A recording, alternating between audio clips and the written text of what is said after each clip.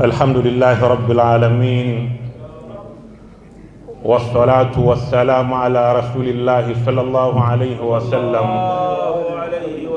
سيدنا ومولانا وحبيبنا محمد صلى الله عليه وسلم الذي بلغ العلا بكماله، كشف الدجى بجلاله، عظمت جميع خصاله.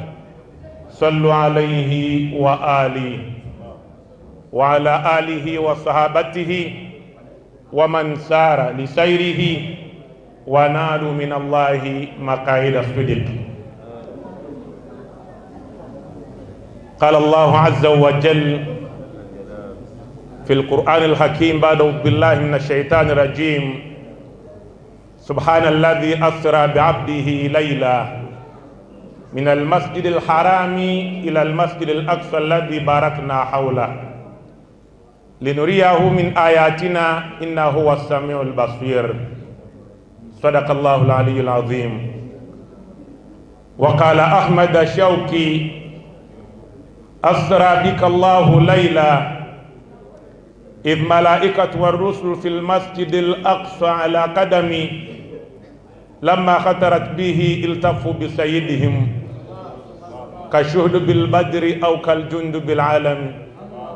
صلى وراك كل ذي خطر، ومن يفز بحبيب الله يأتمني، حتى بلغت سماء لا يطار لها على جناه ولا يسعى على قدمي.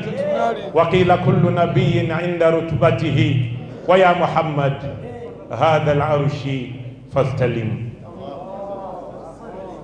okusokera ddala ntendereza Allah tabaraka wa taala. Allah jalla jalaaluhu atukuŋŋaanyiza wano okwogera ku mukwano gwaffe Muhammad. Allah jalla jalaaluhu atukuŋŋaanyiza wano okwogera ku mukwano gwaffe Muhammad. nga mukadde waffe Sheikh Waiso yatandise nga atunnyonnyola n'obukulu bw'okumwogerako n'obukulu bw'olunaku luno n'obukulu bw'okwejjukanya ku Isra'i wal Mi'raj. obuzibu abantu bwe balina ne olaba nga abamu bakyali mu kunyumya. we twogera ku Muhammadi, abamu balowooza Muhammadi landiroodi waabwe gwamaze emyezi 5 nga amubanjale nti naye nga buli wakomawo tayagala landiroodi we mulabako. kati oyogera ku Muhammadi waliwo alaba landiroodi nga akoze ki? woyogera ku mubaka, Sheikh omu yagamba nti oyogera ku mubaka, abamu balowooza nti oyogera omubaka we Magere Kyagulanyi. twogera ku mubaka Muhammadi sallallahu alayhi wa sallama. era oyo mu kumwogerako ekitono Sheikh yansomesa mu Barzanji mu mulyango ogwokusatu, yagamba nti wa utiyat ummuhu fil manami faqila laha innaki qad hamalti bi sayyidil alamina wa khairil bariyya وسميه إذا وضعته محمد لأنه ستحمد عقباه. يقام أنت وأتيت أمه في المنام. ماما آمنة الوهبي ويالي ربطر النبي محمد يفني تروتو ngakimuga nti innaki mafimagwe amina kad hamalti bi sayyidil alamina, ostudde mu lubuto lw'omukulembeze w'ebitonde byonna, mukama w'ebitonde byonna baadallah wa khairil bariyya, ekitonde ekyasinza obulungi mu maaso ga Allah tabaraka wa taala. wasammihi idha wadatihi Muhammadi, mutume erinnya nga omaze omuzaala eriyitibwani? eritegeeza atenderezebwa. liannahu satuhmadu uquba, kubanga agenda kutenderezebwanga ebbanga lyonna. tuvola batukuŋŋaanye wano tutendereze ow'ekitiibwa Muhammadi sallallahu alayhi wasallam. we yali amwogerako mu mulyango ogwokutaano, tukyayogera ku nabbi gwe twagala okumanya obulungi, ayawukanako naffe abakuŋŋaanye wano. yagamba mu mulyango ogwokutaano, nagamba nti wabaraza sallallahu alayhi wasallama wadi'an yadayhi ala al-ardi rafi'an ra'sahu ila as-sama'i al-'aliyya mumiyan bidhalika ar-raf'i ila sudadihi wa ula ومشيرا إلى رفعة قدره على سائر البرية وأنه الحبيب الذي حسن اتباعه وسجايا. ودعت أمه عبد المطلب وهو يطوف بأتيك البنية وأقبل مسرعا ونظر إليه وبلغ من السرور منى وأدخله الكعبة الغراء وقام يدعو له بخلوص في النية. وأشكر الله تعالى على ما من به وأعطى. وولد صلى الله عليه وسلم نظيفا مختونا مقطوع السرة بيد القدرة الإلهية طيبا داهينا مكهولة بكهل العناية عينا. وولد صلى الله عليه وسلم نظيفا مختونا مقطوع السرة بيد القدرة الإلهية طيبا دهينا مكهولة بكهل العناية عينا. وقيل ختنه جده بعد 7 ليال سويا. وأولما وأتعما وسماه محمدي وأكرم مثواه. آتر اللهم قبره الكريم بعرف شديد من صلاة وتسليم. اللهم صل ويسلم ويبارك عليه. توقرأ خير البرية محمد. أوه بارك الله فيك جزاك الله خير. سو سبا الله فولي چوكرا بلا كويري abasigadde bakolenga sheikh wakoze. Allahumma amin. Gwe twogerako Muhammad yagamba nti amala okubeera nga maama Aminatul Wahbi afuna amawulire ga Nabbi Muhammad sallallahu alayhi wa sallama mu kirooto yagenda n'agategeeza jjajja wayitibwa Abdul Muttalib. We yamala okugamutegeeza olunaku lwakya n'azaala Muhammadi sallallahu alayhi wa sallam. ودعت أمه عبد المطلب وهو يطوف بأتيك البنية. ماما وين أجينا ناكل الججا وين أنا أريم كويت ولا كعبة الشريف. دام تجيزا ما ويرجعوا كذاري وقال النبي محمد. وأقبل مسرعا ناسين بلا غايانغوا على بكم مسلكوا محمد. ونظر إليه نام تنوركو وبلغ من السرور مناه ينش زن المبوتكيرا وادخله الكعبة الغراء نام قواتا نام ينجزا مكابا وقام يدعو له بخلوص بالنية ناجين لما سونغا مسابيران النية تكفو. ويشكر الله تعالى على ما من به وأعطاه. نيبازا الله جل جلاله كتشينجرا تشيامو النبي محمد صلى الله عليه وسلم. وولد صلى الله عليه وسلم yazali wa Nabi Muhammad sallallahu alayhi wa sallam nadhifa nga muyonjo makhtunan nga mukomole maqtu'a surrati nga nekirira kye kikutuddwa biyadi alqudrati alilahiyya gwomukono gwa Allah ogw'ekitiibwa gwe gukola omulimu ogwo. Ebyo byokka bikumalira okumanya nti ono Muhammadin sallallahu alayhi wa sallam gwe twogerako ayina enjawulo nnene ne ba Muhammad abalala b'omanyi. Naye olw'ebyamagero byalina ebyenjawulo, olw'ebinene ebyali bimwogerwako ebyenjawulo, olw'ebitiibwa bye yalina ebyenjawulo, olw'ebyamagero ne mu'jizaati Allah jalla jalaaluhu ze yawa Nabbi Muhammadin sallallahu alayhi wa sallam, ba ahlul usuliyin bakola statement ne bagamba nti law lam yakun li rasulillahi mu'jizatun illa akhlaquhu alhamida lakafana dhalika liijlalihi wa hubbihi wa ta'dhimihi. Musaidatu Mtume Muhammad bagamba nti law lam yakun li rasulillah ne watali baddewo na kirala kyonna Nabbi Muhammad ne watali baddewo na kirala kyonna omubaka wa Allah tabaraka wa taala illa akhlaquhu alhamida okujja kwenneeyisa ennungi lakafaana dhalika ekyo kyali badde kitumalira litahmidihi okubeera nga ijlalihi okubeera nga tumuwa ekitiibwa wa hubbihi n'okumwagala wa ta'dhimihi n'okugulumiza Nabbi Muhammadi sallallahu alayhi wa sallam. Kana rajulun sabir, yali musajja mugumiikiriza kana rajulun sadiqun amin, yali musajja mwogezi w'amazima nga musajja ayimirira ku bigambo bye. Kana rajulun la yasjudu lisanam fi hayatihi, teyavunamirako masanamu obuwangaazi bwe bwonna.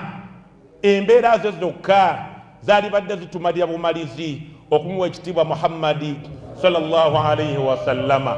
Bwe tuba tumwogerako olina okuwaayo obudde, olina okulekerawo byokola n'owulira nga twogera ku Muhammadi sallallahu alayhi wasallama.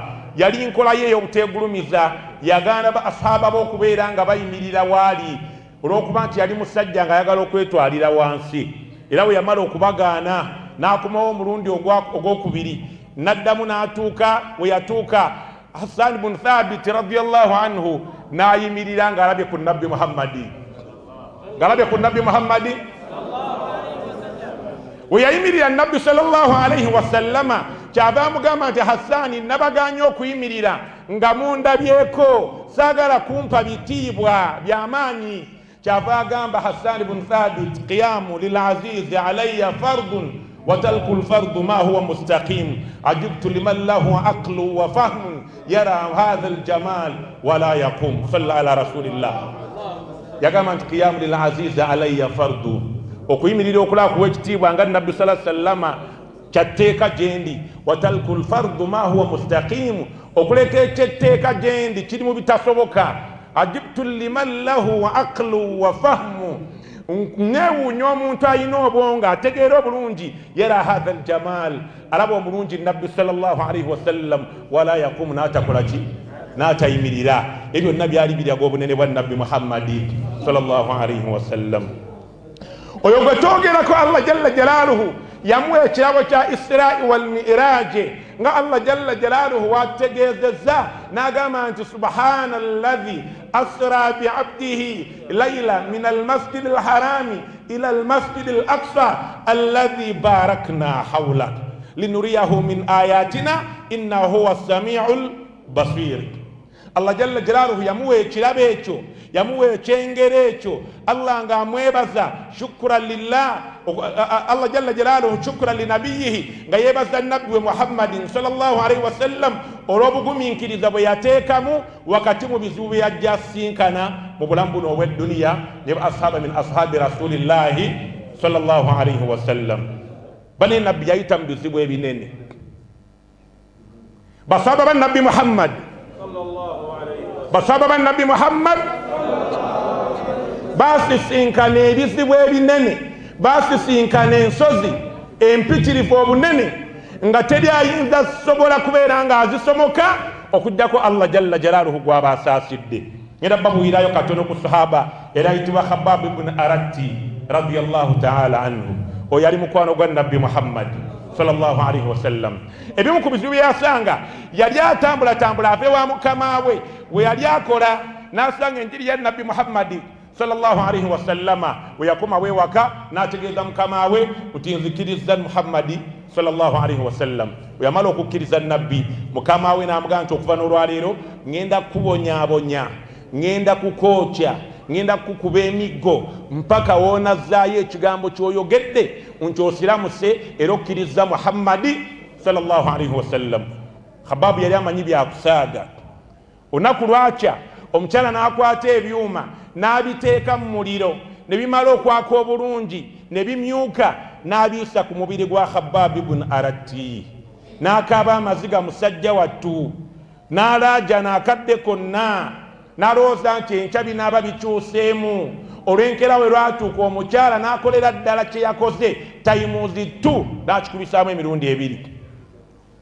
Imru'ul Qais radiyallahu anhu atunyumiza agamba nti ataani Khabbab ibn Aratti, Khabbab mutabani wa Aratti yanzijira gyendi oba yatujjira bakiyan ng'akaaba amaziga nga n'omubiri gwe gulabika nga guliko enjokye empitirivu obungi. N'agamba nti lawla nahana rasulullahi sallallahu alayhi wasallam an nadwa bilmaut la da'awtu bi, singa nabbi Muhammadi sallallahu alayhi wasallama tiyatugaana kwesabira kufa, naali kusabye Allah n'akuntuusaako olw'obulumi bwe yali afuna olw'okwokyebwa omukyala eyali akola nga mukama we nga Khabbab houseboy.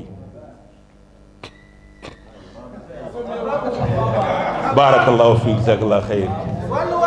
Allahumma salli wa sallim wa barik alayhi. Embere marufana gana ko ekyabe bitibwa abampuliriza. Khababu yatambula nagende wa khairu khalqi llahi kullihim Muhammad namutegeeza ebizibu byafuna ewa mukama we. Farafa nadharahu ila samaa, nawanika emikono gye n'amaaso ge waggulu nagamba Allah, nasaba Allah, namuga Allahumma nsur Khabbab, ayi mukama wange Allah nkusaba otaasa omusajja ono Khabbab. Allah jalla jalaaluhu yayanukulirawo edduwa Nabbi sallallahu alayhi wa sallama gye yasoma, omukyala n'atandika okufuna obulumi nga Khabbab bwe yali awulira, n'ayita Khabbab amuleetera omusawo. Omusawo yatuuka n'agamba omukyala nti weetaaga ogenda internal operation okubeera nga obulumi bukendeera. Omukyala nga talina any excuse okujjako okukkiriza obulumi bukendeere. Baamuteeka mu kyuma mukolako operation, n'akuba emiranga kaiwail kilabi yaboggola nga owulira embwa ezikola ki weziboggola, wasarkhatun tabiqatun min tabakati aljahimi, n'akuba emiranga n'endulu ng'ez'abantu ababasuulibwa mu muliro jahannam. Kaannama ajabaha sautu min alghaib, mukaseera ako yawulira eddoboozi nga liringa erimwanukula okuva ewa Allah jalla jalaaluhu nga limugamba nti hadha dhanbu Khabbab, kyekyo ekibonerezo ky'ofunye olw'okubonyaabonya Khabbab, wa innahu la jazaa'un adil min ilahi la sharika la. Era kiviiridde ddala ewa Allah, empeera yenkanankanira ddala eyo n'ebyo bye wayisaamu Khabbab, era ng'ekibonerezo kivudde wa Allah la sharika la, atalina kye tumugattako mu kumusinza.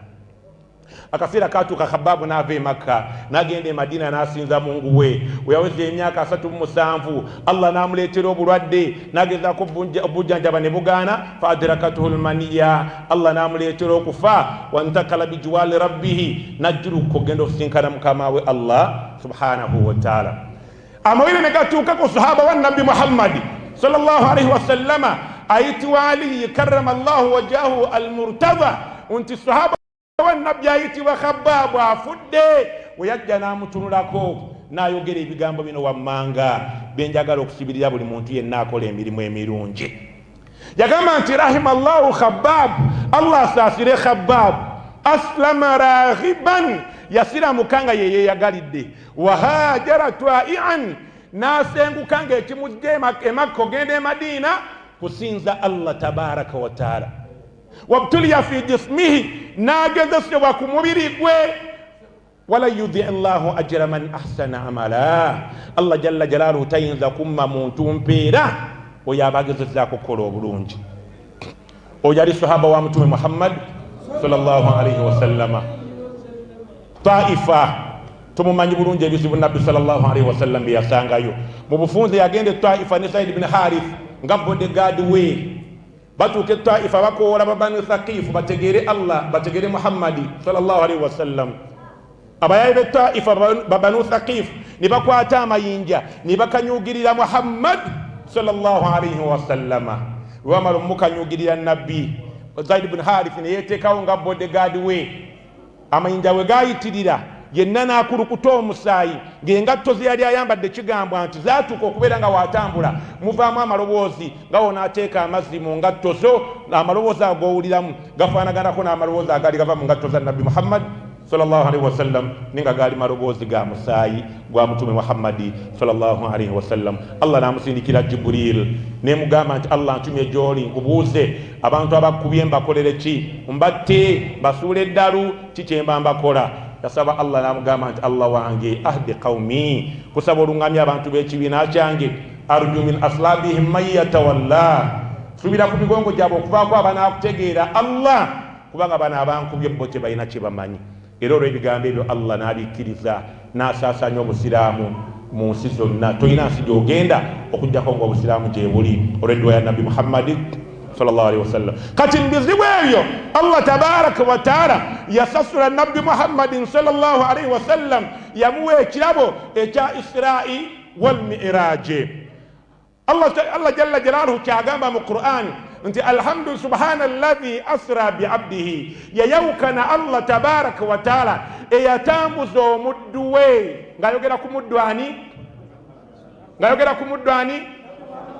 Min almasjidi alharami, ng'amujja muzikiti oguyitibwa masjidi alharami oguli e makka ila almasjidi al aqsa ng'amutwala muzikiti gwe aqsa oba oguyitibwa bait almuqdis tuli wamu ab'ebitiibwa alladhi barakna hawlahu allah jalla jalaluhu gwe yateekako emikisa gwe yeetolooza emikisa waliwo bakadde baffe bamanyi batugamba nti lwaki allah yagamba nti alladhi barakna hawlahu kubanga bannabbi abasinga walmursalina bava mu kifo ekyo ewali bait almuqdis waliwo abalala bagamba nti wakati awo mu kifo ekyo ewali bait almuqdis allah tabaraka wataala yateekawo barakati yateekawo emikisa era teri muntu ayinza kuwangaalirawo okugjako ng'afunye emikisa gyawajjibwa allah tabaraka wataala twogera ku kiro allah jalla jalaaluhu kyeyatambuzaamu nabbi muhammad sallallahu alaihi wasallam era sheekhe kyava atugamba ya khaira man yammama alafuuna saatahu saya wa fawqa mutuni ainuki rusumi waman huwa alayatu alkubra limu'tabiri waman huwa an-nimatu al-udma limughtanimi سريت من هرمي ليلى إلى هرمي كما سرى البدر في الداج من الظلم obudde bunkutte wallahi nsaba nkomi wano kubanga mukama wange ssebo kyeyakoze yanzijukizza ensolo bbiri mukama wange ensolo ssatu kekasembayo ensolo zino essatu mukama wange ensolo zino essatu ssebo mukama wange ng'akomekkereza waliwo empologoma asaadu waliwo nalebo yansomera akagero ka asaadu waliwo asaadu newabeerawo n'akaweewo mukama wange newabeerawo n'akaki arunabu n'akamyu naye asaadu nga yakulembedde olutabaalo wallahi akaseera katuuka nga bakutte omuyiggo asaadu n'agamba akaweewo nti tugabire akaweewo kagabanya ebitundu bimeka bisatu kyekava kajjaku ekitundu ekisooka ne kakiwa asaadu ekitundu ekyawakati ne kakyegabira ne kagamba nti mukama wange ekyamazima nze mbadde ngezaako okubeera nga nsaggula wakati mu kubeera nti gwe yakulembedde olutabaalo ate guno omukira akkiriza nguwaalu naboono kubanga yowedde afuuwa luwa talina kyakola asaadu yakuba akaweewa oluyi ne kataddamu kutegeera kyava agamba alunabu akamyu nti kale gwe oba ogabanya wamma akamyu we kagabanya kakwata ekitundutundu ekisooka nekigamba asaadu nti mukama wange bino ssebo nsaba okkirize kino ekirabo kibeere kyo kuba gwe yagabudde gwe yakulembedde olutabaalo ate kino ekyawakati nakyo nsaba okkirize nakyo nkikuwe kubanga toba tuzigira kakodyo oba oli awo tetwalitegedde lutabaalo ate n'omukira mukama wange kkiriza ngukuwe kubanga wallahi toba kuba gwe tetwalitegedde munyago we guli wallahi asaadu n'agamba arunabu tikasajja gwe ng'olina okugabanya okusinga okuba okulungi arunabu yaddamu ng'akaaba amaziga kyoluyira opakiriza mukama wange kaweewo kimmalidde bumaliza okumanya nti ssebo omuyiggo gwonna gubadde gulina kubeera gugwo mukama wange nsaba okkiriza enneme okubeera nga neeyongerayo okwewala ebyatuuka ssebo kaweewo okubeera nga bintukako. Salaamu alaikum wa rahmatullahi wa barakatuh.